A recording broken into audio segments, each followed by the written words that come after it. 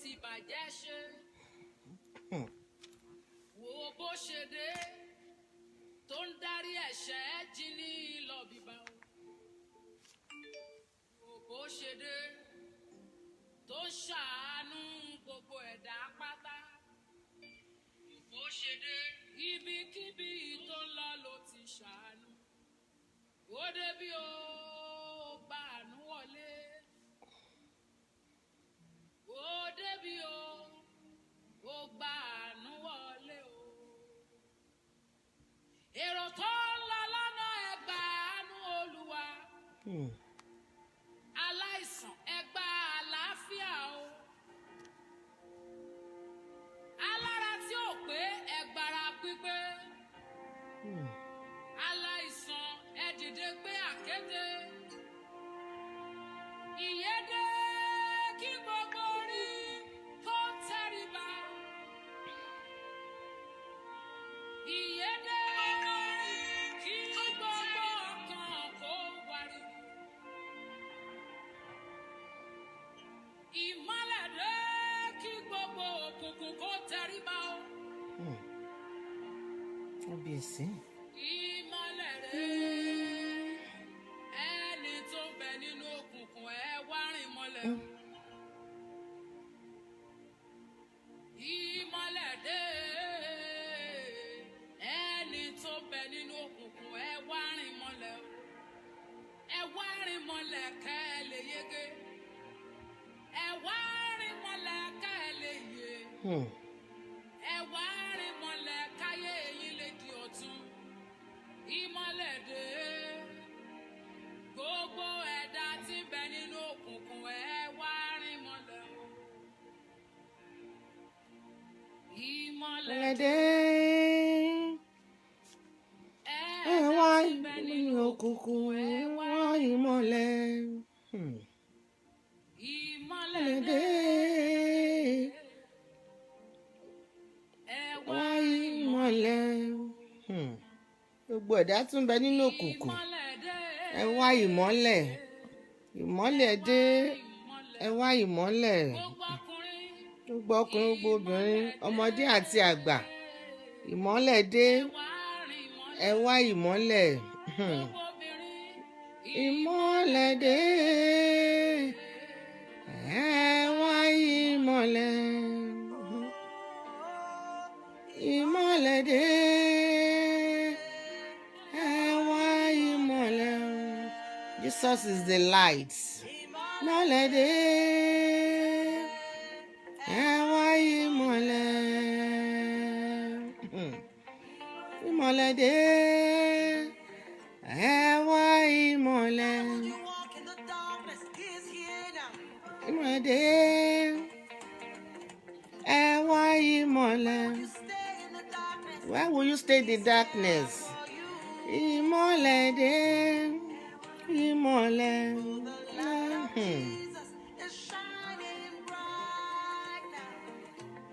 Ẹ wá ìmọ́lẹ̀. Jesus is the light and it's shining bright. Mọ ìmọ́lẹ̀. Come for free salvation. Ẹ wá ìmọ́lẹ̀. He has prayed for our salvation.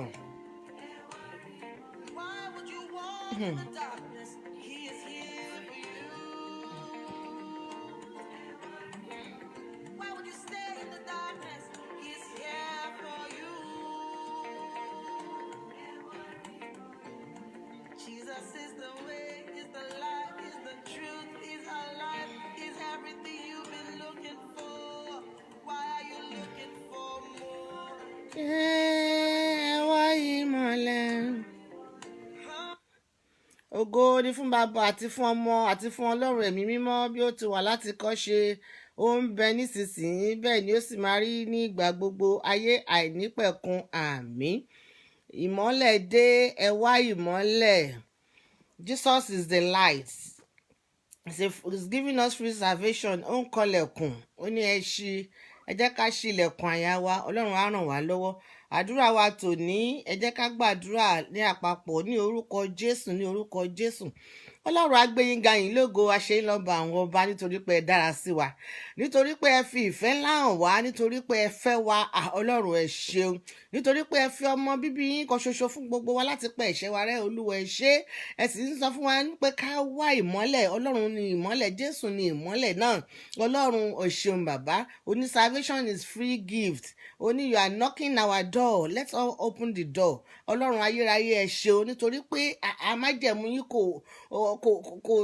kò lákàfiwé, kò sí àkọlé àlè fi, kò sẹ́ńtà lè kà yín kún, kò sẹ́ńtà lè fi bá yín dọ́gba, nítorí pé níta ìṣe nínú ayé ẹnìkọ̀ọ̀kan wa, nídìílé ẹnìkọ̀ọ̀kan wa.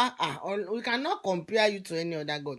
Lord, we thank you, we give you all the glory, we say thank you Father. Adúpẹ́ yìí lógo lórí àwọn ọmọ wa. Olúwa gbọ́ ọpẹ́ wa. Àtún lọ sórí ètò míì lónìí náà, kọ́lọ́run Olódùmarè èyí náà lẹ ti ń bá wa bẹ̀rẹ̀. Òun tẹ̀yìn bá ń kọ́ ilé tí òfin tọ́lọ́run ti òun kọ́ lásán. Olúwa ẹ jẹ́ ká kọ́ lásán, ẹ jójó tì wá. Ọlọ́run gbọ́ ọpẹ́ wa. Mo gbàdúrà fún gbogbo etí tí ó máa gbọ́ mi àti èmi náà tí máa sọ̀rọ̀, ẹ̀mí máa gbára mi sọ̀rọ̀. Etí náà Olúwa, ojú náà má jò di, ojú tó ń fi máa wò mí, ojú náà má jò fọ́. Èmi náà Ọlọ́run má fi mí ṣe ohun èlò àpàtì, kó o kà wáyé lọ́jọ́ kẹ́yìn gbogbo wa ká fi ìjọba ọ̀run ṣèrè jẹ. Torí Jésù Kristi Olúwa ni mo gbàdúrà. Àmín àmín lórúkọ Jésù á dára fún wa. Mo dúpẹ́ lọ́wọ́ gbogbo etí tó ń gbọ́ mi àti ojú tó ń wò mí, nítorí pé Ọlọ́run dára sí wa. Ọlọ́run ka òní, ó tún kàyẹ fún ìdílé rẹ, kàyẹ fún ìdílé tèmi náà. Bàbá gbọ́ ọpẹ́ wa, ayérayé gba àyìn gbọ́ ògo. Ọlọ́run ò ṣeun, nítorí pé ẹ̀yin lọ́ba tó ń ṣe ohun gbogbo. Àdúpẹ́ gbọ́ ọpẹ́ wa. À ń lọ sínú kíkà wa ti tòní. La máa rí nínú ìwé Deuteronomy chapter 18 verse 10. Láti máa ń kíkà wa lónìí. Deuteronomy chapter 18 verse 10 to 12. Let's go there. Let's read together. Ó ní ká má ṣe rí nínú yín ẹnìkan tí ń mú ọmọ rẹ̀ ọkùnrin tàbí ọmọ rẹ̀ obìnrin la iná já, tàbí tí ń fọ àfọ̀ṣẹ, tàbí aláìkíyèsí ìgbà, tàbí àwòṣẹ, tàbí àjẹ́. Verse 11. Tàbí atújú, tàbí abá ìwìn ìgbìmọ̀, tàbí oṣó, tàbí abókùlò. Verse 12. Ó ní nítorí pé gbogbo àwọn tí ń ṣe nǹkan wọ̀nyí ìríra ní sí Olúwa, àti nítorí ìríra wọ̀nyí ni Olúwa Ọlọ́run ló ṣe lé wọn jáde kúrò ní iwájú rẹ̀. Ní orúkọ Jésù, n tí ò mú Ọlọ́run lé wa kó wájú rẹ̀ kò ní ṣẹlẹ̀ sí èmi àti ìwọ àtọmọ rẹ àti tètè tó ń gbọ́ mi àti tó tún máa gbọ́ mi. Lórúkọ Jésù, gbogbo nǹkan tó máa jẹ́ ìríra, tí ó jẹ́ ìbínú níwájú Ọlọ́run, tí ó mú Ọlọ́run mú ìbínú Ọlọ́run sínú ayé wa àbí sínú ìdílé wa from generation to generation kò ní ṣẹlẹ̀ sí èmi àti ẹ. Tá bá ń sọ, tá bá ní Pentecost, àwọn ní Ọlọ́run ní ẹni tó bá yọ kọ́kọ́ kúrò nínú Bíbélì yìí, gẹ́gẹ́ bí Revelation sọ, gbúdọ̀ fi kún, sì gbúdọ̀ mú kúrò, ká má bàa yọ pin tiwa kúrò ní lọ́jọ́ kẹyìn. Ẹ wá wò ó sìn, ẹ wo Deuteronomy kàtẹ̀ tí wàá lọ sínú ní àtètèkọ́ṣe. Ó ń sọ fún wa àwọn nǹkan ìríra àwọn orílẹ̀-èdè máa ń ṣe, torílẹ̀-èdè àwọn Israẹli yẹn ṣe tó ń jẹ̀bi ìkórira fún Ọlọ́run. Ṣé kìí ṣe òun náà làwa náà ń dojú kọ nílùú Áfíríkà? Kọ́lọ́run kó ṣàánú fún wa, torí gbogbo àgbáyé gan bí tó tiẹ̀ ń lọ òun nìkan ló yé. Ẹ wá wò ó nínú Deuteronomy tá à ń kà jáde lónìí, chapter 18 verse 10 to 12. Àwọn nǹkan tó jẹ́ nǹkan ríra ní orílẹ̀-èdè náà, ẹ wá wò ó, ṣé kò ṣẹlẹ̀ láyé tá a tún wà yìí? Ó ní bó ti rí nígbà ayé inú àwọn ń bẹ nísinsìnyí, ó ní bó ti rí látètèkọ́ṣe náà ló ń bẹ nísinsìnyí. Ẹ má jùjọ máa lọ bẹ́ẹ̀ ẹ má jẹ́ ká ṣe nǹkan tí ó máa bí Ọlọ́run nínú, nǹkan tó dàbí nǹkan ìkórira. Ẹ wá wò ó, àwa tá a jẹ́ abiyamọ nísìnyí, gbogbo wa lábíamọ, àwa náà ọmọ tún ni wá lọ́dọ̀ àwọn òbí kan. Inú ọ̀nà wo náà ti gbé wa gbà kọjá, inú náà wo náà ti gbé wa kọjá. Ọwọ́ ìyàwó àyátà wà lóde ìwòyí, inú náà wo ní ìkórìtà, inú náà wo láti gbá àwọn ọmọ wa náà gbà kọjá.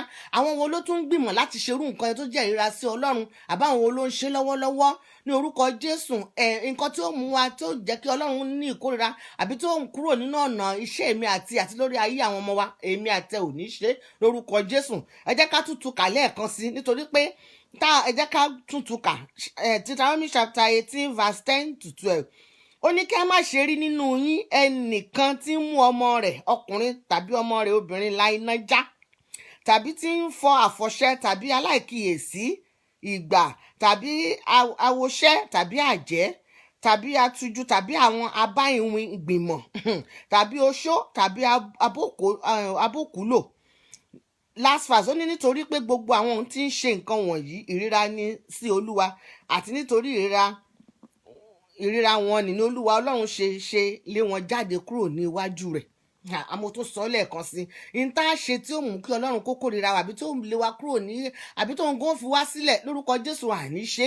Gbogbo agbára tó ń ṣe ìlòdì tó ń múni ṣìnà tó ń múni jákèyàn náà má jà láì gbọràn tó jẹ́ kí èèyàn gbọ́ràn lórúkọ jésù gbogbo orú ẹ̀mí yẹn kò ní bàlẹ̀ ọmọ ẹ̀ kò ní bàlẹ̀ èmi. Àtẹ̀wá dúpẹ́ pé ọ̀pọ̀lọpọ̀ àwọn ọmọ tó wà nílùú olú òkèrè ní àwọn abroad yẹn wọ́n lè má ní ọ̀nà láti máa lọ lé àáfà máa sín gbẹ́rẹ́ máa lọ fàfọ̀ṣẹ́ máa ṣe kinní kan, ṣùgbọ́n ọ̀pọ̀lọpọ̀ àwọn ìyá yẹn míì ti fojú ọmọ wọn sírú ọ̀nà yẹn. Ọ̀pọ̀lọpọ̀ ló pẹ́ àṣejẹ́ yóò ti ní ó yá wá gbà àbí wá sí gbẹ́rẹ́ oríṣiríṣi ọ̀nà tó yẹ pé ó mú ọlọ́run bínú. Ọlọ́run ló dá wa òun ló lẹ́dàá wa òun ló sì dá àwọn ọmọ yìí ó sì ní they are wonderfully made. Ọlọ́run tó pọ̀ ọmọ ẹ̀ mọ́ fún ẹ, ọlọ́run tó fún ẹ lọ́mọ ó mọ ààbò, kó ṣe pé ó ní kò ní ṣaláì má sí wàhálà àti ìdáhùn, ṣùgbọ́n ká tújú ká nítorí pé òun ti ṣẹ́gun rẹ̀. Ọ̀pọ̀lọpọ̀ àgbà tí èèyàn ò bá ka bíbélì àbí tí ò bá súnmọ́ ọlọ́run tí ò sì rọ́rọ̀ ọlọ́run gbọ́ yóò mọ ṣe nǹkan ìríra níwájú ọlọ́run ni. Ọ̀pọ̀lọpọ̀ àwọn tó tiẹ̀ ti gbọ́ gan àbáwọn tó tiẹ̀ ń ka gan ọ̀pọ̀lọpọ̀ wọn gan sì ń ṣe nǹkan ìríra níwájú ọlọ́run. Lórúkọ jésù èmi àti ẹ àní ṣe nǹkan ìríra, àní ṣe nǹkan ìkórìíra tó yẹ pé yóò bí ọlọ́run nínú tọ́lọ́run tó kórìíra èmi àti ẹ. Lórúkọ jésù kò ní ṣẹlẹ̀ sí èmi àti ẹsẹ̀. Mo gbàdúrà gbogbo àwọn ọmọ wa lórúkọ jésù àní dààmú lórí wọn. Gbogbo agbára tó lòun ó ṣì ọmọ lò because ọ̀pọ̀lọpọ̀ ọ̀rẹ́ mi ló máa fà á tó máa jẹ́ kí ìyá rẹ̀ ó ń gan rọ́mọ kò rọ́mọ, ó ti rò pé òun lè rọ́mọ nínú gbogbo ọmọ tó ń bí nígbà tó ti rora rẹ̀ pin. Ṣùgbọ́n ọmọ tọ̀rẹ́ ẹ̀ tó ń ṣe dáadáa á tún fẹ́ ṣì lọ́nà láti lọ mú lọ síbi kan tó ti lọ tẹ́lẹ̀ dé. Ẹ wá wo nǹkan tí ọlọ́run sọ fún wa ń bì pé gbogbo àwọn nǹkan yìí lòun lòdì sí, òun ní ìkórìíra sí. Gbogbo nǹkan tó wù ká máa ṣe tí ọlọ́run bá ti nífẹ̀ẹ́ sí ẹ jẹ́ ká yọwọ́ wa kúrò ń bẹ̀. Ẹ má jẹ́ ká wá ìbínú ọlọ́run, bó tilẹ̀ ṣe pé ìbínú ọlọ́run ó ní pé bá bínú ìṣẹ́jú kan ló ti ná, ṣùgbọ́n ìwọ tó o bá ti fi rìmù òṣòdẹ títọrọ dáríjì ẹ̀ṣẹ̀ àmọ̀pọ̀ ọlọ́run yóò gbà wá nítorí pé ó kún fún àánú. Ṣùgbọ́n gbogbo ìrìn àjò wo là ń mú ọmọ wa gbà kọjá nínú iná. Ọ̀pọ̀lọpọ̀ àwọn òbí kátẹ̀wó pé ibi táwa gan rìn dé ìrìn àjò tá a rìn tí ì bá ṣe pé orí ọ̀fẹ́ la rí gbàṣẹ́ orí ọ̀fẹ́ àánú ni. Especially àwa ẹwà àwọn ọmọ tó wà ní Nàìjíríà sí gbogbo Áfíríkà yẹn gbogbo wọn gan ti di àwọn ọ̀pọ̀lọpọ̀ nínú wọn gan ti di babaláwo, ọ̀pọ̀lọpọ̀ wọn ti di ọ̀gbẹ̀jì olóògùn. Nígbà tí ọmọ bá rán ọmọ lọ yunifásitì kó lọ kàwé tó yẹ pé ẹgbẹ́ òkùnkùn ló máa ṣe ẹgbẹ́ kọ́ọ̀tì ìmí àdáná kalẹ̀ wọ́n máa yíná kiri bí òrìṣà. Ìmí gan ń tẹ́bà nínú rẹ̀ gan ẹ̀rù ó bà yín nígbà tí Sátánì ti gbọ́kàn wọn tó ti tàn wọ́n lóní lórúkọ Jésù. Gbogbo àwọn ọmọ wa pátápátá lórúkọ Jésù nítorí pé mo máa ń sọ èmi ò mọ ibi tó ti gbọ́mọ o ṣùgbọ́n kò sí ní agbanilọ́jọ́ ìṣòro ní abiyamọ bọ̀já gbọ̀rọ̀gbọ̀n lọ́lọ́run. Mo máa ń sọ mi ò gbọ́rọ̀ lọ́wọ́ òrìṣà mi sì gbà lọ́wọ́ babaláwo mi gbà lọ́wọ́ oníṣègùn. Ẹ tó wà ní òun àti tó mà ti wáyé ọmọ mi tó wá láti lọ rẹ̀ ló fẹ́ dúró tì ọlọ́run yóò palẹ̀ rẹ̀ mọ́. Mo dẹ̀ gbàdúrà fún gbogbo etí tó gbọ́ mi náà gbogbo bí kò wù kó tiẹ̀ tó ti ṣìnà lọ nílé ọgán tó dé tí Jésù wọnú ayé rẹ̀ ayé ẹ nítumọ̀. Gbogbo bí ìrìnàjò tó ti lè rìn tó ń fa ìkórìíra níwájú ọlọ́run lóòní ìwo tí tó mọ̀ gbọ́ mi àti gbogbo ẹni tó ń gbọ́ mi lọ́wọ́lọ́wọ́ lórúkọ Jésù ọlọ́run yóò ṣàtúnṣe ibẹ̀, ayérayé yóò ṣàtúnṣe ibẹ̀. Gbogbo àwọn ọmọ ẹ̀wọ̀n ẹ̀wọ̀n ní dìdàkudà lójú ayé wa. Ẹ wá wo gbogbo orú àwọn kan wòye ó ń bí ọlọ́run nínú ni kí a máa sí gbẹ́rẹ́ gan ẹlòmíì a máa ní àkí ló ń sọ nǹkan kórìíra ìríra ní níwájú ọlọ́run. Mọ́tẹ̀ ṣe sọ pé báíbù àti kùránù wọ́n nǹkan kan náà ló wà ń bẹ tá ẹ bá wò náà nǹkan ìríra ló máa jẹ́. Ọlọ́run lòdì sí, ọlọ́run bínú sí. Gbogbo kéèyàn máa lóhun lọ kó máa lọ ṣètùtù máa gbẹ́bọ máa ṣe gbogbo nítorí pé ò béèrè lọ́wọ́ orí ọlọ́run tì lẹ́lẹ́dàá rẹ̀ sẹ́. Bíbélì gan sọ ó ní ẹlẹ́dàá rẹ̀ ọlọ́run rẹ̀ ni.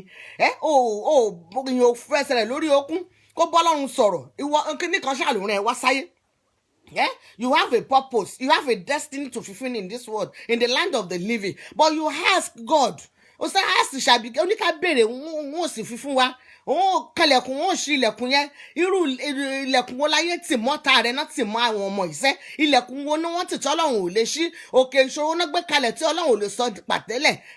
Ẹ jẹ́ ká súnmọ́ ọlọ́run, ẹ jẹ́ ká fi gbogbo àwọn ìrìn àjò ayé àwọn ọmọ ẹ jẹ́ ká fi jí Jésù, ẹ jẹ́ ká fi jí ọlọ́run. Ó nítorí pé bàbá ń gbénu mi sì ń gbénu bàbá, ọlọ́run tó ń gbénu rẹ̀ ó ju ẹni tó ń gbénu ayé lọ. Ta lẹni náà ẹni tó ó ní olórin yẹn ní ayé ló sọ pé ò lè níláárí ènìyàn ló sọ pé ọ̀rọ̀ rẹ̀ ò lè já síre ó ní ayé ló sọ bẹ́ẹ̀ ènìyàn ló sọ ọlọ́run kọ́ ló sọ. Ẹ wá wò lórí àwọn ọmọ wa irú náà wo la tún mú wọn gbà kọjá. ọ̀pọ̀lọpọ̀ ló máa lóhùn màmá àti tí ò tẹ̀ sọ fún ìyá gan pé retentive memory o àbọ̀ ìyá yẹn á ní oògùn sọ̀yẹ̀ kan wọn náà kun dúdú náà kun gbogbo ẹ̀ wọ́n á ṣàkó ọlọ́run kó ṣàánú fún wa ẹyẹráyé kó ṣàánú gbogbo òkúta tó a ti lè rìn tá a ti rìn ìrìnàjò tá a ti lè rìn tó lè máa dàbí ìkórìíra ní ọlọ́run tọ́lọ́run máa kàn dákẹ́ sí wa ọlọ́run kó bá nínú àánú rẹ̀ nínú àánú tó ń ṣògo lórí ìtẹ́ kọ́lọ́run kó ṣàánú fún èmi àti ẹ ara àánú gbà lórí àwọn ọmọ ìṣẹ́ àní dààmú ẹ wá wò ó ní àwọn ìwẹ̀ odò gbogbo àwọn ìwé odò yẹn tí ò nítumọ̀ ọ̀pọ̀lọpọ̀ náà mú ní ṣẹ̀sìn wòlíì á ní kó wẹ̀wẹ̀ níwẹ̀ odò ájò bọ́ sí owó mẹ́ tó ń ṣe òmẹ́ tó ń wẹ̀ òun gan fẹ́ wo gbogbo bó ṣe rí ó ti sọnù lọ́wọ́ àgbèrè ó ti sọnù lọ́wọ́ ìfẹ́kùfẹ́ ọkàn àti tara òun náà ní kó lọ wẹ̀wẹ̀ odò á máa wẹ̀ ẹ́ lọ́ọ̀kan ó mọ̀ bí kámẹ́rà tán sẹ̀ tán fi ń wẹ̀ kí ló ṣe ẹ́ tó ń wẹ̀ dànù kí ló ṣe ẹ́ tọ́lọ́run ò lè wẹ̀ ó ní kò sí tó ṣòro ṣe fún ọlọ́run bí ṣùgbọ́n nígbà tá a wá gbogbo àwọn tí Jésù ń wòsàn wọ́n ń wá wọ́n tọ̀ wá ni ẹ jẹ́ ká tọ̀ Kristi wá ẹ jẹ́ ká tọ̀ wá pẹ̀lú ọkàn pípé bàtà bá tọ̀ wá àwọn wòlíì oríṣiríṣi wọn àwọn míì mo sọ wọn ti gbogbo wọn ti di babaláwo tán wọ́n ti di babaláwo wọ́n ti oríṣiríṣi wọ́n ti gbégbá wọlé gbogbo wọn ti sọra wọn di pásítọ̀ Ọlọ́run kó ṣàánú fún wa ẹ jẹ́ ká ka Bíbélì wa gbogbo nǹkan yìí ló jẹ́ ìkórìíra níwájú Ọlọ́run ẹ wò ó ní gbogbo àṣejẹ kí ló ń jẹ́ bẹ́ẹ̀ wọ́n á pe kú wọ́n á ṣe wọ́n á aláǹgbá mẹlòmíì gan wọ́n á pò ìgbẹ́ gan wọ́n á pò pọ̀ fún olóṣù máa ń ṣe jẹ́ pé wọ́n ń sin àwọn ọmọ yẹn ìgbẹ́ náà ń jẹ nígbà tó yẹ pé wọ́n ti tẹ̀sì ìgbẹ́ nínú àṣejẹ tán ṣe fún wọn nígbà tó ti rí pé àwọn èèyàn wọ́n ń ṣègbè torí wọn ò tí ì ní ìmọ̀ ẹni tó lọ báyọ̀ ti rí pé eléyìí ò ní ìmọ̀ kankan òun á sì ṣe fún kí lẹ fẹ́ kó ṣe ìgbọ́ nítorí pé ẹni tó ń gbénu rẹ̀ ẹ̀mí burúkú ló wà nù rẹ̀ ó lóun ń wá ní kúnra ni ajẹgbẹdọ̀ tó ń wá ní kúnra ọmọ yẹn irú ọmọ tó lọ ń jẹgbẹ nítorí kò ń lè ṣe yahoo yahoo kò ń lówó yẹn ṣe rí pé òun gan nínú àṣejẹ tán ṣe fún yẹn ó ti tọgbẹ wò ó ti mọ bó ṣe rí tẹsí ẹ ẹlòmíì wọn á pẹkú wọn á pa sí wọn á pa gbogbo ẹ fún wọn á máa kó jẹ wọn lòún ṣàṣìjẹ gbogbo ohun tí àwọn ọmọ yìí ti jẹ lórúkọ Jésù ó ní gbogbo ohun tí bàbá mi ò gbádùn ó fa tuntun tòǹgbò tí gbogbo tá a bá rí ọmọ tá a ti gbé kiri tán ti sín gbẹ́rẹ́ sí a bá rí ọmọ tá a ti gbé tán ti fún láfọ̀jẹ àbíwẹ̀ odò tí gbogbo ohun tí ò nítumọ̀ gbogbo tó dàbí ìkódà níwájú Ọlọ́run gbogbo àfọ̀ṣẹ gbogbo ẹbọ gbígbé lórí gbogbo àwọn awòràwọ̀ lórúkọ Jésù ọ̀run kó finá palẹ̀ ẹran wọn mú lórí ọmọ mi lórí ọmọ rẹ lórí gbogbo títí ó máa gbọ́ mi tá a bá rí ìrìn àjò tá a ti rìn gan tó dàbí ìkórìíra níwájú Ọlọ́run tí ó mú Ọlọ́run pajú dé síwá ojú àánú rẹ̀ lórúkọ Jésù àánú làwa ń béèrè fún lónìí lórí platform pé Ọlọ́run àánú kó ṣíjú àánú wò wá gbogbo àìgbà ìmọ̀ ní Ọlọ́run ó fojú fò dá dábàdí gbogbo ọwọ́ agbára ẹnì tó ń ní ọmọ lára tó ń fi ọmọ rẹ tó ń fi ọmọ mi tó fi ń ṣe pàṣẹ tó fi ń na ọmọ mi àbí ọmọ rẹ tó wá ń fi ọmọ rẹ yẹn ṣe ẹgbà nẹ́ lórúkọ Jésù kọ́lọ́run kó gba agbára lọ́wọ́ wọn lórúkọ Jésù Olúwa wa àmín àmín yóò dára fún wa ṣé ẹ bá rí ọ̀pọ̀lọpọ̀ ènìyàn wò nítorí owó onífá ni ó ń tanyanrìn ni àti bẹ́ẹ̀ bẹ́ẹ̀ lọ ó ní nǹkan ríra níwájú Olúwa ó ní Bíbélì la gbé síwájú gbogbo àwọn tó ń bá iwin gbìmọ̀ gbogbo àwọn tó lọ ń bòkú sọ̀rọ̀ torí kíni torí owó nítorí pé owó vanity upon vanity kò sẹ́ni tó nírú owó Sólómọ́nù ó ní kò sì sí ń tẹ́ mú wáyé kò sí ń tẹ́ fẹ́ mú lọ bẹ́ẹ̀ lówó nǹkan jù kò sí ẹ wá gbogbo ọ̀rọ̀ politics ìdìbò ní Áfíríkà tó ń lọ lọ́wọ́lọ́wọ́ báyìí mo wo president ìlú kan ibi tó ti ń give talk ẹ̀ tó ń speech ẹ̀ báyìí stroke gbé lórí ibẹ̀ wọ́n pààkì ẹ̀ ní nítorí kíni bó ṣe tóbi yẹn èèyàn ló lómi lára bíi tèmi ni ó ti fi wàhálà pa yí ara rẹ̀ bọ́n àti ẹ̀ sá sí ṣùgbọ́n ọkọ̀ ń gò chẹ́kì ayé tiẹ̀ físíkù bóyá ó gbé kinní tó ń fẹ́ tọ́ gbò torí pé ojú kòkòrò orí tó ti ń last speech ẹ̀ tó ń give báyìí ibẹ̀ ló ní stroke náà wá ga sí fún ṣérú ayé yẹn la fẹ́ fọmọ wa ṣérú ayé yẹn la fẹ́ gba àbábúrò rẹ Ọlọ́run ní ẹ nífẹ̀ẹ́ ọmọ nìkejì gẹ́gẹ́ bí ṣùgbọ́n Jésù ní bọ́ngàgbọ̀n ṣe nífẹ̀ẹ́ rẹ tó lè kú fún ẹ nígbà tá a bá ní bára wa sọ tọrọ ìwọ náà ló máa níbi báyìí ló yá ìwọ níbi náà ti tún ṣe ìwọ níbi mírèkù ti ń yọjú ìwọ níbi tàmọ̀dú ti ń ṣẹlẹ̀ wọn kò sẹ́ni tó nífẹ̀ẹ́ rẹ mo máa ń sọ ìwọ ni kò nífẹ̀ẹ́ ara rẹ ìwọ ni kò nífẹ̀ẹ́ ara kọ́kọ́ fẹ́ràn ara rẹ ná fẹ́ràn ara rẹ bí Jésù ṣe fẹ́ràn rẹ bí Ọlọ́run ṣe fẹ́ràn rẹ kó wá wò pé ẹnìkan wá nífẹ̀ẹ́ rẹ torí ò nífẹ̀ẹ́ ara rẹ nì ìwọ tó sì nífẹ̀ẹ́ ara rẹ báwo ni fẹ́ nìkan ọmọ nìkejì ìwọ tó nífẹ̀ẹ́ ara rẹ báwo ni fẹ́ nífẹ̀ẹ́ ọmọ tó bí débi tó ní lọ máa gbàbọ̀dé fọ́mọ rẹ Ọlọ́run kó má kọjú àìmọ̀ ṣe sí wa Ọlọ́run kó ṣàánú fún wa ó ní àwọn èèyàn ń ṣègbè torí wọn ní ìmọ̀ àìní ìmọ̀ ni tá a bá ní ìmọ̀ ó nìyẹn Ọlọ́run tó dẹran sáyé ló ní ìkórìíra sí gbogbo tá à ń dọ́wọ́lé káwa náà jọ ọmọ tó ń gbọ́ràn nígbà tí ọ̀pọ̀lọpọ̀ wa gan ò bá gbọ́ràn àwa lọ́mọ gan ò gbọ́ràn ẹ jẹ́ ká yẹra wa wò ẹ jẹ́ ká ṣe àkíyèsí ayé wo ò ní gbúdọ̀ bàjẹ́ ayé àwọn ọmọ náà gbúdọ̀ bàjẹ́ lórí wa kí wá láǹfààní kí ló jẹ́ kí fún ènìyàn kó jèrè gbogbo ayé kó wá sọ ẹ̀mí rẹ̀ nù kó wá sọ sínú iná ó ní orin tá a kọ́kọ́ gbọ́ yẹn ó ní salvation is free and it's a free gift from God and it's God that's given us God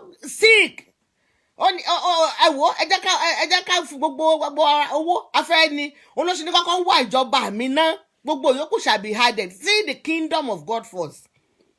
ẹ jẹ́ torí pé tá a bá nífẹ̀ẹ́ ara wa a nífẹ̀ẹ́ ọmọ tó a nífẹ̀ẹ́ àwọn ọmọ wa a nífẹ̀ẹ́ ọkọ wa a nífẹ̀ẹ́ aya wa a nífẹ̀ẹ́ ará ilé àti ọ̀nà wa ọlọ́run yóò ṣàánú fún èmi àti ẹ o yóò dára fún wa lórúkọ Jésù yóò nìyẹn ẹ tún ká lọ wò dáadáa Deuteronomy 18:10-12 ogun kan tí ọlọ́run tó ní ìkórìíra tó jẹ́ pé kò tiẹ̀ nífẹ̀ẹ́ sí àwọn ọmọ Ísírẹ́lì gan ṣe ó lé wọn jáde kúrò níwájú rẹ̀ ní nǹkan ríra ni ó dàbí ọmọ wa náà bá ń ṣe nǹkan ríra tọmọ yẹn gbègbè wá bẹ níbi tó ti ń jẹun ṣe pé nǹkan ríra ni ibi tó tiẹ̀ jẹun gan tó dúró tó ń ṣe nǹkan ríra wàá ṣí lábàdà wàá ní kókó níwájú ẹ lórúkọ Jésù gbogbo tí ó mú ọlọ́run bínú àbí tó dàbí àkísẹ́ ẹlẹ́gbin níwájú rẹ̀ nítorí pé Jésù ti kú fún ẹ̀ṣẹ̀ wa àtún lè bá tún kàn mọ́gi lẹ́ẹ̀kan sí nígbà tá a bá nífẹ̀ẹ́ ọlọ́run tá a kì í ṣọ̀tọ̀ ọlọ́run ṣáfẹ́ kàn mọ́gi pa ni ẹ jẹ́ káwọn náà jẹ́ kájọ́ ọmọ tí ó máa gbọ́ràn ẹ má jẹ́ ká dàbí Ádámù àkọ́kọ́ àti Ífù ẹ jẹ́ ká máa gbọ́ràn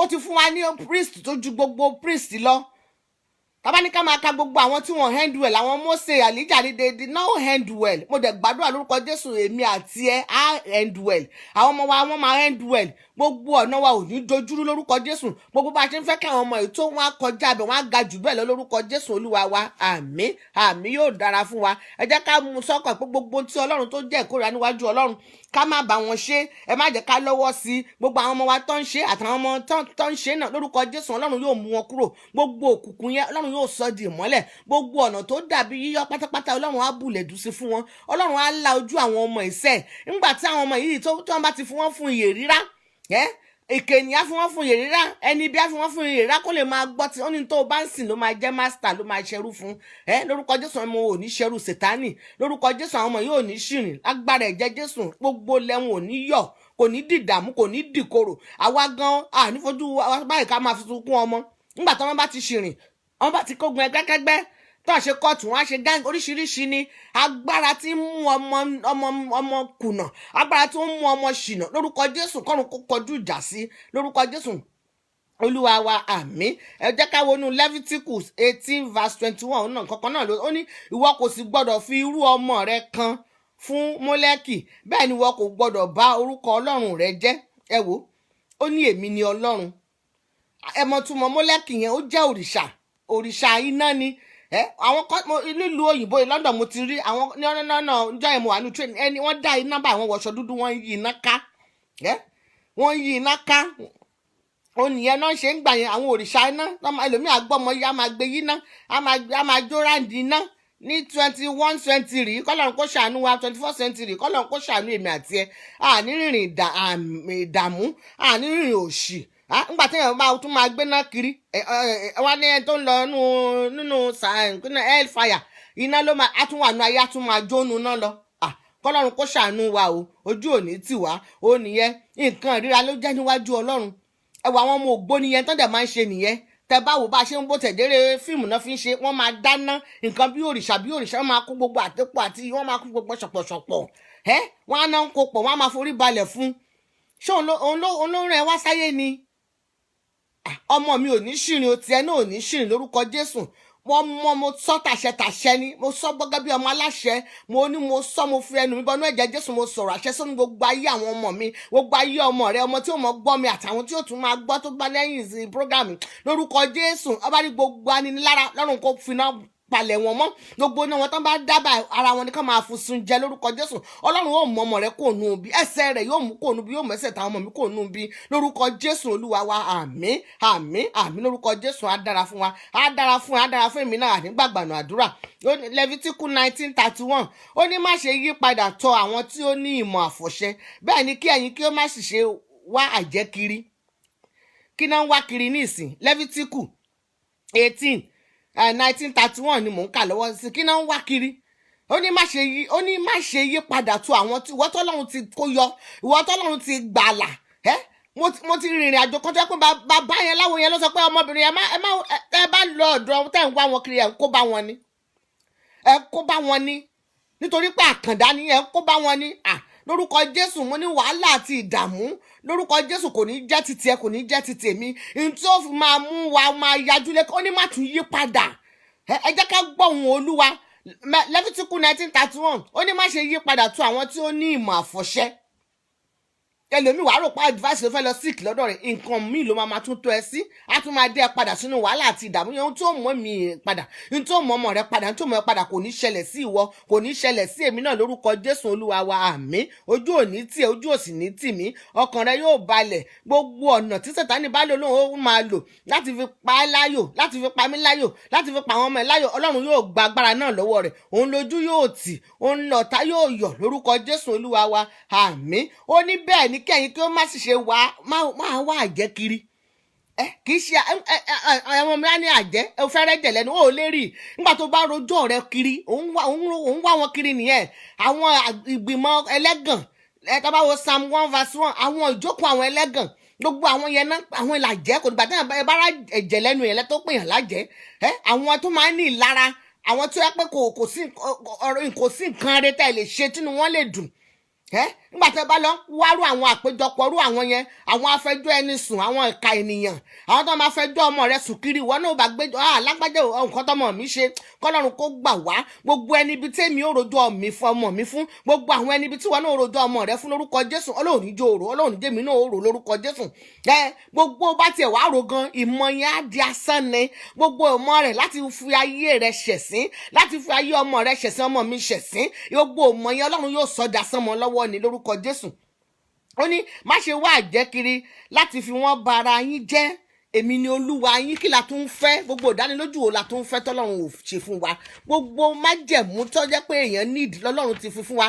ó ní òun ti bùkún fún oníkẹyìn lọ́ọ́ máa bí sí ẹ máa rẹ̀ sí gbogbo nǹkan la fi jó lórí gbogbo wa ó fi wá ṣe lórí gbogbo nǹkan kí la tún fẹ́ n tó yẹ kó máa sìn wá àwa là ń sìn ẹlòmíì báyìí yóò gbókúta kalẹ̀ ẹlòmíì yóò gbókúta kalẹ̀ yóò mọ̀ sìn yóò lọ mọ̀ tọ́pọ̀ sí epo tó yẹ kó fi sóúnjẹ epo kó tún Ọlọ́run yóò ṣàánú fún wa o ló bá jẹ́ pé ọgbọ́n ni ó ní ká béèrè lọ́wọ́ ẹni tó ń fúnni ní ọgbọ́n Ọlọ́run ló sì ń fúnni ní ọgbọ́n ẹ jẹ́ ká béèrè fún ẹ jẹ́ ká béèrè ẹ jẹ́ ká kúrò this is the 24th century ìmọ́lẹ̀ ti dé gbogbo òkùnkùn tó yí ẹ ká ó láti farapa ó láti sá ni lórí ayé mi lórí ayé ọmọ rẹ bá rí gbogbo òkùnkùn náà lórúkọ Jésù kí ìmọ́lẹ̀ Ọlọ́run kó gba agbára lọ́wọ́ rẹ̀ ojú òní tì ẹ́ ojú òní tì mí àní dààmú àdẹ̀nígbàgbànú àdúrà ẹ jẹ́ ká lọ sínú ìwé Isaiah chapter 8:19 thank you my evangelist Mr. Adekale Isaiah chapter 8:19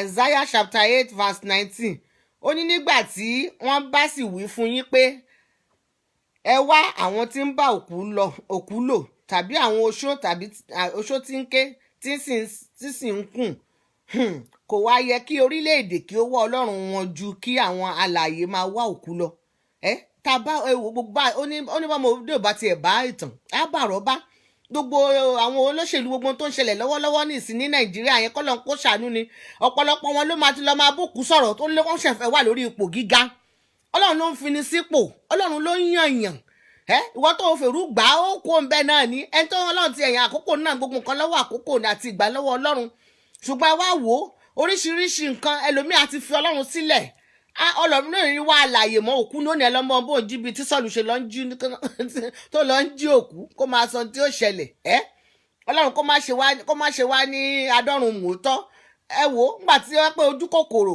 wọ̀nbíà ìwà èrí òun náà làwọn ọmọ yẹn ti jogún bá òun ló ṣe jẹ́ kọ́ mọ́ máa lọlé babaláwo ọmọ bá ṣe ń kó pátá bá ṣe ń kó mẹ́sìsán ṣe ń kẹ́jẹ̀ kan ṣe ń kó gbẹ́ ó ṣe ń jẹ́ kọ́ máa búkú sọ̀rọ̀ oríṣiríṣi ìwàkiwà àwọn ọmọ tó yẹ ká fi ìmọ́lẹ̀ tọ́ kán jẹ́ pé lọ́wọ́ tá ní Nàìjíríà ṣe wá sí kí ìmọ́lẹ̀ Ọlọ́run kó wọ ọbẹ̀ wá gbogbo nǹkan ìríra ilé àṣírí ìyọ́nú Ọlọ́run gbogbo nǹkan ìríra tá à ń ṣe ni òṣèjẹ́ kọ́ ló ṣe bẹ́ẹ̀ ni pé òun ò gbọ́ wa Nàìjíríà ló gbàdúrà ju gbogbo àgbáyé ṣùgbọ́n nígbà tí nǹkan ìríra tó bá Ọlọ́run á mójú ẹ̀ kúrò ní ẹbí òun la kà kúrò nísìn ó lé wọn kó wájú rẹ̀ ní Isaiah chapter 8:19 gbogbo 19 gbogbo nǹkan ìrírí ó ní nígbà tí wọ́n bá sì ń wí fún yín pé ẹ wá àwọn tí ń bá òkú wo náà ń bá sọ̀rọ̀ ó ní kò sí ìbáṣe láàrin òkú àti alààyè kò sí wọ́n kàn fi búrẹ́dì kó yín lómi ọbẹ̀ ní ó náà ní ara ìgbọ́n wọ́n lè ènìyàn mi ṣègbé torí wọn ò ní ìmọ̀, kò sí ìmọ̀ kankan.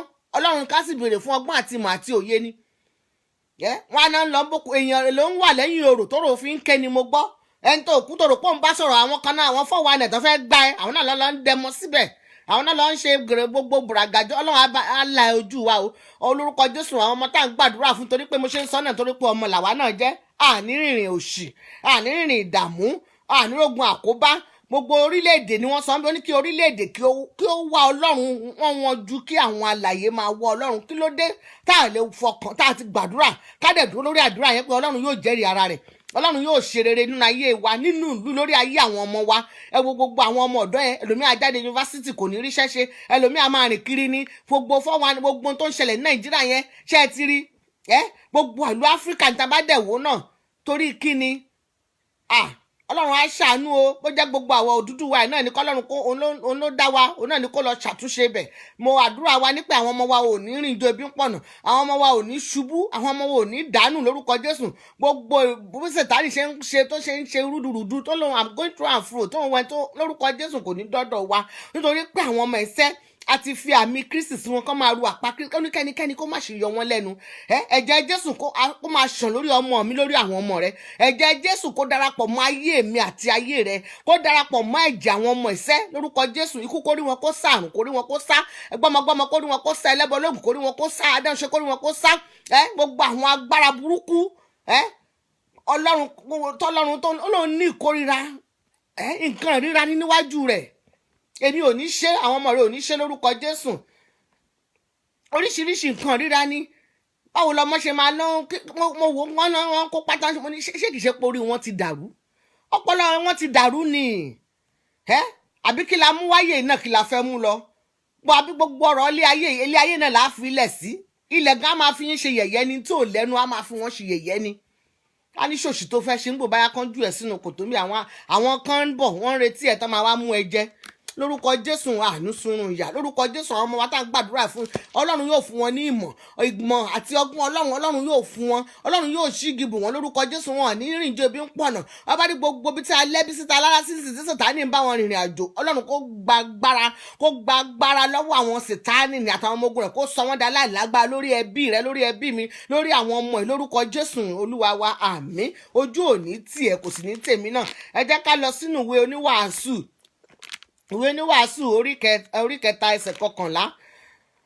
Ó ní ó ti ṣe ohun gbogbo dáradára ní ìgbà tiẹ̀, pẹ̀lú ó fi ayérayé sí wọn ní àyà. Bẹ́ẹ̀ ni ẹnìkan kò lè rídìí iṣẹ́ náà tí Ọlọ́run ń ṣe láti ìpilẹ̀ṣẹ̀ títí dé òpin. Ẹ wò, ẹ bá mi type ẹ̀ sí Ecclesiastes, ìwé Oníwàásù chapter 3 verse 11.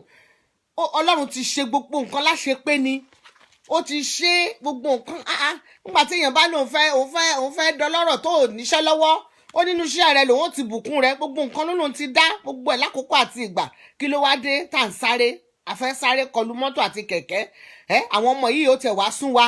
Kọ́lọ́run kó ṣàánú gbogbo abiyamọ ká má ṣòwò ṣọ́ọ̀tì. Mo máa ń sọ nígbà téèyàn bá ń kọ́ létò Olúwa sọ ń kọ́ lásán ni àwọn ọmọ ẹni létà ń kọ́ lórúkọ Jésù. Yé lẹ́yìn òní wó pa wá lórúkọ Jésù. Gbogbo ọkàn agídí, gbogbo ọkàn ọmọ tí ẹ̀gbọ́n ọmọ lórúkọ Jésù. Kọ́lọ́run kó gbọ́ ọkàn yẹn kó sọ́dọ̀ ọkàn ayọ̀. Nígbà tí tọmọ ò bá ń gbọ́ràn, kì í ṣe pé bóyá àwọn ìyá àwọn ọmọ yìí à kì í bá wọn wí. Ṣùgbọ́n Kọ́lọ́run kó má sọ gbogbo àwọn òbí sáláìmọ́ ṣe. Gbogbo abiyamọ Kọ́lọ́run kó ṣàánú fún wa, kó omi jẹ́ wa tó ló ń béèrè fún àánú Ọlọ́run tó sì ń ṣògo lórí tí àgọ́gọ́ kó rọ̀gbà yí wa ká lórí àwọn ọmọ yìí. Ní ṣòwò ṣọ́ọ̀tì á dára fún wa, ojú òní tì wá o. The last Bible verse mo fẹ́ kà náà ni 2 Timothy la máa lọ sínú rẹ̀. 2 Timothy chapter 2 verse 19. Evangelist ẹ bá mi type ẹ̀. 2 Timothy chapter 2 verse 19 to 24. Òun la fi máa kó gbogbo ètò ńlẹ̀ lónìí. 19 to 24 á dáa fún wa o. Ó ní ṣùgbọ́n ìpínlẹ̀ Ọlọ́run tí ó dájú dúró ṣinṣin. Ṣé ti rí? Ẹ bá mi type ẹ̀ sí 2 Timothy chapter 2 verse 19 to 24. Ṣùgbọ́n ìpínlẹ̀ Ọlọ́run tí ó dájú ó dúró ṣinṣin. Ó ní èdìdí yìí wípé Olúwa mọ àwọn tí ń ṣe tirẹ̀, àti pẹ̀lú kí olúkúlùkù ẹni tí ń porúkọ Olúwa kí ó dúró nínú àìṣòdodo. kí ó kúrò nínú àìṣòdodo sọ́rí gbogbo ẹni tó ń pe orúkọ olúwa gbogbo àwa tá à ń pè lórúkọ olúwa lótìtọ́ ó ní ẹ kúrò nínú gbogbo àìṣòdodo ṣùgbọ́n nínú ilé ńlá kì í ṣe kìkì ohun èlò wúrà àti fàdákà nǹkan nìkan ní bẹ níbẹ̀ ṣùgbọ́n ti igi àti ti àìmọ̀ pẹ̀lú àti òmíràn sí ọlá àti sí òmíràn sí àìlọ́lá. Verse 21 bí ẹnikẹ́ni bá wẹ ara rẹ̀ mọ́ kúrò nínú wọ̀nyí òun ó jẹ́ ohun èlò sí ọlá tí a yà sí ọ̀tọ̀ tó sì yẹ fún ìlò baálé tí a sì ti pèsè sílẹ̀ tí í ṣe iṣẹ́ rere ṣe ti rí.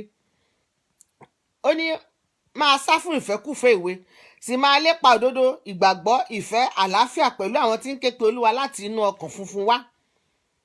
Verse 23 ṣùgbọ́n ìbéèrè èwèrè àti aláìní ẹ̀kọ́ nínú ni kí o kọ̀ bí ó ti mọ̀ pé wọn a máa dá ìjà sílẹ̀. Then last verse ó ní ìránṣẹ́ olúwa kò sì gbọ́dọ̀ jà bí kò ṣe kí ó jẹ́ ẹni pẹ̀lẹ́ sí ènìyàn gbogbo ẹni tí ó lè kọ́ ni ní onísùúrù.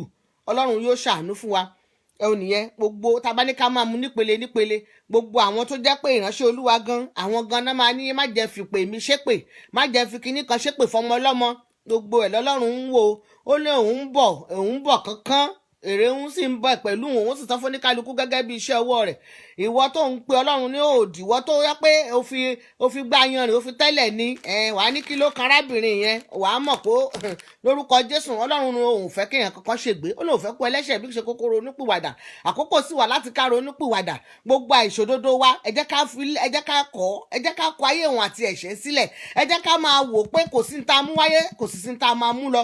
Àwọn ọmọ yìí ìgbàgbọ́ wọn ò gbà wálé àgbàgbọ́ tiwa náà sì gbọ́ mọ́là ṣùgbọ́n ní kò èrè kí ló jẹ́gbà tí èèyàn bá ṣòwò ọlọ́run já ṣòwò ṣọ́ọ̀tì òun lọ ṣe jẹ́ ká máa gbàdúrà fún àwọn ọmọ wa kì í ṣe àwọn ọmọ wa nìkan ẹ jẹ́ ká gbàdúrà fún àwọn ọmọ ọlọ́mọ ẹ gbàdúrà fún ẹbí àti ará ẹ jẹ́ ká fẹ́ràn ọmọnìkejì bí ọlọ́run ṣe fẹ́ràn wa bí Jésù ṣe fẹ́ràn wa tó kú fèmí àti ìwọ ẹ jọ̀ọ́ á dára fún wa o ẹ wò ẹ jẹ́ ká máa dẹ̀ fún ara ní àkókò láti máa gbọ́ ọ̀rọ̀ ọlọ́run nítorí pé àìṣòdodo yẹn kò dáa àìgbọràn kò dáa gbogbo ìwà àìṣòdodo nínú ọmọ mi ọmọ rẹ ọlọ́run yóò mú kúrò gbogbo ìwà ìgbọràn lórúkọ Jésù ọlọ́run yóò mú kúrò.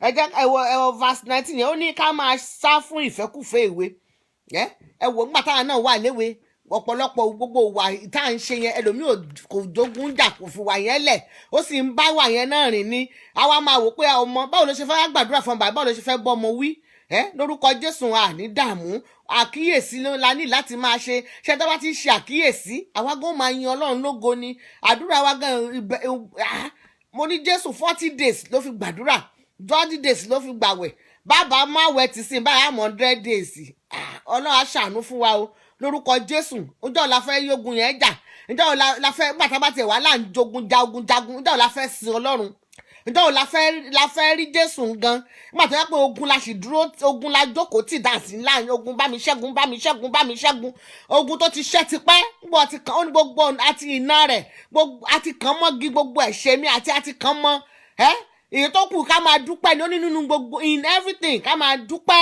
àkókò tó yẹ ká máa dúpẹ́ kò ṣe pé ó ní àgbánu náà yẹn náà ò ní jó wa àwọn ọmọ yìí àwọn ti fún wọn sí abẹ́ Ọlọ́run ẹ jẹ́ ká wá Ọlọ́run nígbà tí a lè rí ẹ jọ̀ọ́ nítorí Ọlọ́run receive Christ into your life ó ní nígbà tí ó ń kanlẹ̀kùn ẹ jẹ́ ká ṣí tá bá ti ní Ọlọ́run gbogbo nǹkan yìí gbogbo ìrọ̀rùn ló máa bá dé ìrọ̀rùn àwọn ọmọ wa gan ìrọ̀rùn ní ẹ wo gbogbo wa ó ní ṣùgbọ́n nínú ilé ńlá ẹ̀yẹ kan fẹ́ mú wa àwọn ìwà ó ní máa sá fún ìfẹ́kùfẹ́ ìwé sì máa lépo òdodo ìgbàgbọ́ ẹ wò ó ní free also youthful lust but follow righteousness faith charity peace with that call unto the Lord out of pure heart. Ọlọ́run yóò ṣàánú fún èmi àti ẹ o Ọlọ́run yóò ó tiẹ̀ ti palẹ̀ ogun mọ́ ni gbogbo ogun tó lè lóun ó dojúkọ àwọn ọmọ ìgbọ́sí nítorí tá a fi ń gbàdúrà kíkan fáwọn ọmọ ẹni pé wọn ọ̀pọ̀lọpọ̀ wọn náà ò tí ì mọ Ọlọ́run ṣùgbọ́n nínú ẹ̀ náà Ọlọ́run kò wo ó ń dáàbò rẹ̀ bò wọ́n ó lẹ́ni tó ń bá kó yọ ló yọ nínú ewu òun sì ṣàánú fáwọn tí yóò ṣàánú fún ṣùgbọ́n àdúrà wa lọ́nà ni pé kọ́lọ́run ṣàánú fún gbogbo wa nígbà tá a bá ń ké nísìn tẹ́ ò bá gbọ́ ó léwu o, yóò dára fún ẹ, yóò dára fún èmi náà lórúkọ Jésù. Ànígbàgbànú àdúrà o. Mo dúpẹ́ lọ́wọ́ Ọlọ́run, mo dúpẹ́ fún àkókò tí oníkálukú tó ń gbọ́ mi.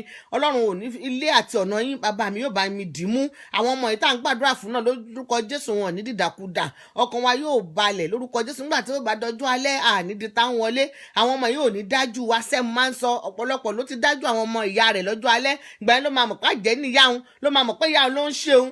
Lórúkọ Jésù, òun burúkú wo obìnrin abiyamọ tó ń gbọ́ mi, tó bá rí gbogbo ẹni tó dúró síbi ìṣerere rẹ, tó ń dúró síbi ìṣerere mi, kò ní jẹ wọn mọ́. Ọlọ́run kó palẹ̀ wọn mọ́. Ọlọ́run lọ́lọ́run ẹ̀san. Ọlọ́run yóò gbẹ̀san rẹ lára àwọn ọ̀ka ènìyàn, gbogbo àwọn tó dojú lọ́rọ̀, gbogbo afinusùn, gbogbo ẹni tó fẹjọ́ ọmọ rẹ sùn kiri, gbogbo ẹni tó fẹjọ́ ọmọ mi sùn kiri, gbogbo tó fi ń mọ́nítọ̀ ayé ọmọ mi àtọmọ rẹ lórúkọ Jésù, kọ́lọ́run kó bù fọ́jú lò, Ọlọ́run kó gba agbára lọ́wọ́ wọn. Ọkàn rẹ yóò balẹ̀, tèmi náà balẹ̀ lórúkọ Jésù Olúwa wa. Àmín àmín lórúkọ Jésù. Á dára fún wa. These 2 prayer points mo fẹ́ ká gbà ká parí ètò yìí.